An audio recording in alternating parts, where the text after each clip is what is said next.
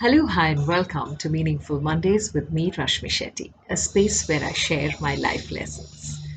And today's is one that happened way back in college, in my final year of graduation. A time which is very important for most of us because college helps you find yourself in many ways than one. A time when you truly bloom. And I was a late bloomer for sure. So this is my final year, and at that time I was this completely painfully shy introvert who wouldn't talk to more than one girl in the college. It was an all girls college, and still I would hesitate to even open my mouth and volunteer to speak anywhere. And having come from that space, I still am surprised how this happened to me. Final year, one day, my class rep came into class. It was election time in college, and she said, while talking other things, she said, "You know what, Rashmi? There is nobody from the English department who has stood for election. Why don't you stand for cultural secretary?" Knowing who I was actually surprised when I jumped up at the idea and I said, "Oh, yeah, sure, come, let's go to the office. I'll nominate myself. You second it." She came, we did it, came back to class. I wrote my speech and I was ready. Reality hit me only on the day of the election. When I entered the auditorium, I saw 5,000 girls staring at me. I froze.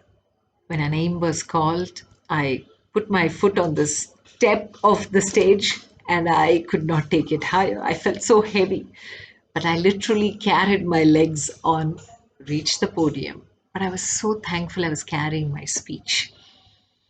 But by the time I reached the podium, the speech had become completely crumpled because of the nervousness.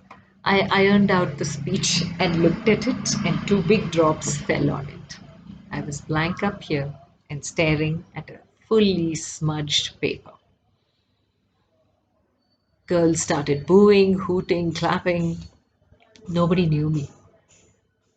And I was standing there and wondering, how can I decide to be such a fool? And I did blabber to say something, but I went backstage and burst out crying. My friend, who was patiently waiting for me, waited till I finished crying, gave me some water, and then she told me a life lesson. And I'm so thankful for that. She told me, "Rashmi, if at all there's somebody, something stopping you, it's you yourself. You write well, you can speak well, just believe yourself." I thought at that time it was kind advice, friendly advice.